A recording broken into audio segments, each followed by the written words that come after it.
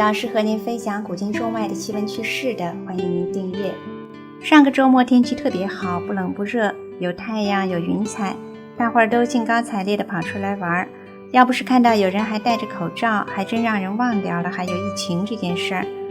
前阵子看到印度神童的预言，只有14岁的印度天才儿童小占星家阿比吉亚在 YouTube 上有一个很受欢迎的频道。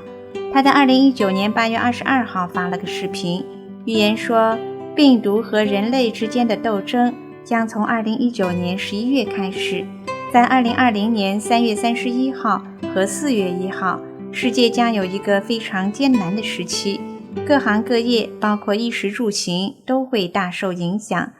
5月29号，世界将走出困难时期，疾病的蔓延和严重性开始减少。5月29号正好就是上周五，周六大家都出来玩，看来他的预言确实很准。阿比吉亚在最近的视频中给大家带来一个好消息，说人类可能会发明一种针对这次疫情的疫苗。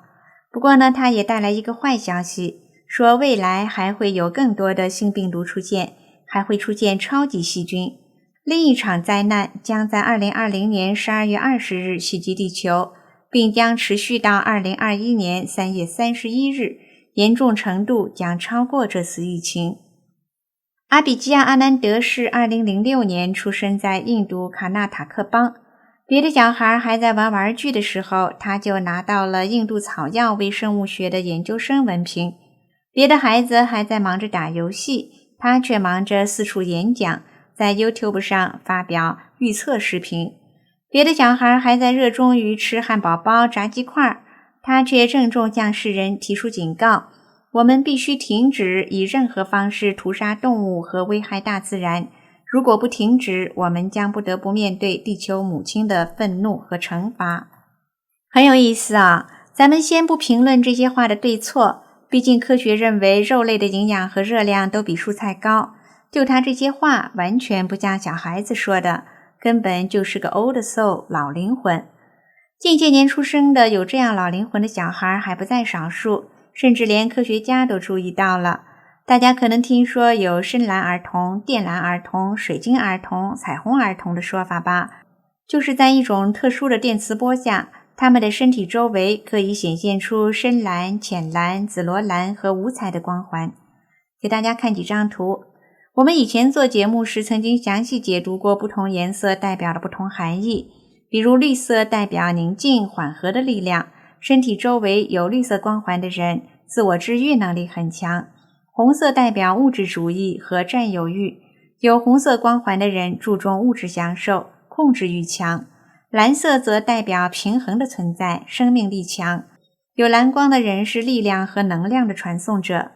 当一个人接收或发送心灵感应信息的时候，会发出强大的靛蓝色，压倒其他颜色。有人测过海奥华预言的作者米歇，当他演讲时，特别是回答听众提问时，他的周围就是靛蓝色。深蓝儿童的说法是80年代就有的，本来是一个灵媒在一本书里提到的，他用通灵本领看到了一些儿童身上这种特殊的光环。后来一些俄罗斯社会科学院的科学家进行了研究，大量拍摄的人体能量图片中显示，代表精神力的蓝色在这些孩子身上特别明显。住在拉脱维亚中心的一个漂亮的小女孩就是其中之一。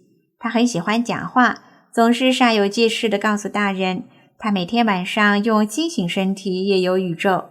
小孩爸爸觉得自己闺女想象力太丰富了，不过他老爸挠破头也想不通的是，每当自己那个旧拖拉机出故障时，小丫头总是能一眼看出机器哪里出了毛病，这可不是想象力能解释得了的。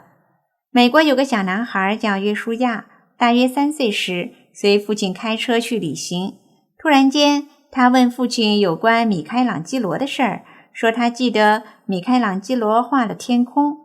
约书亚的父亲说，是啊，没错，他在大教堂里画了天空和其他图画。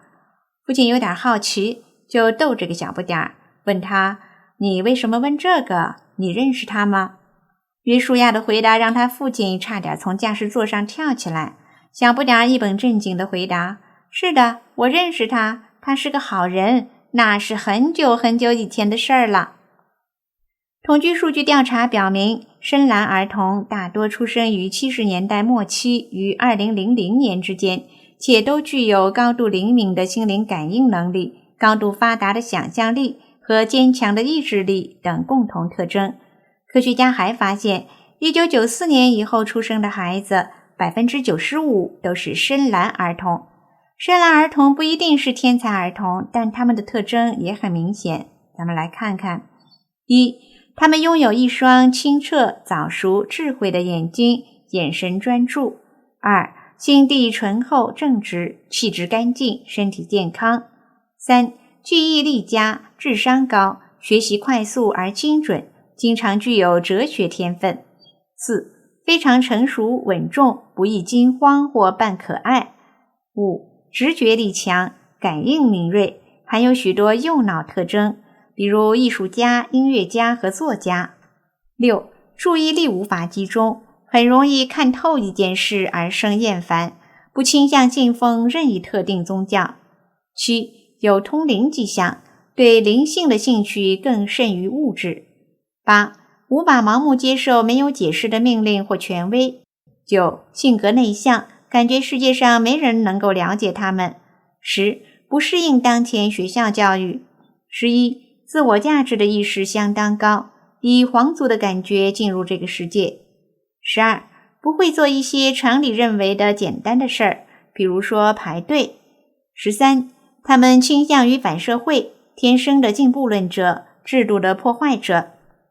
这些特征里有7、8个就是深蓝的。您要是深蓝的话，欢迎留言。深蓝儿童最出名也最典型的代表莫过于自称来自火星的俄罗斯男孩波利斯卡。波利斯卡可不是嘴上说说的，他是正儿八经被科学家认证过的深蓝天才儿童，就连科学奇才霍金都不得不惊叹，这个小孩对宇宙和天文的知识不仅超过普通人，甚至把这些方面的专家都甩得远远的。